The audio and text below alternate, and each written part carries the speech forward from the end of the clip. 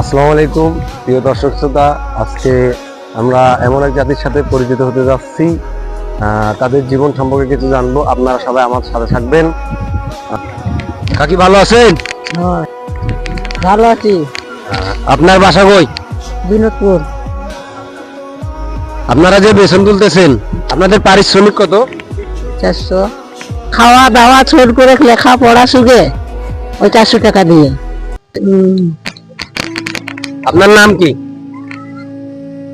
পরবাসী বাকলা।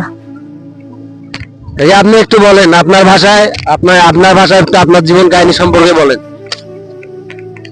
এ হলো নালাক নান্দাম মন্দাম কষ্ট করি, বিধুয়া স্বামী মাল্লাস হাত দেখাররা কষ্ট করি, মানুষ নান্দাম একদম পড়াশুনে খাওয়া দাওয়া কোনটা কাতারম কষ্ট করি, অসুখ বিসুখ মান্দার জান্দার হরুনি।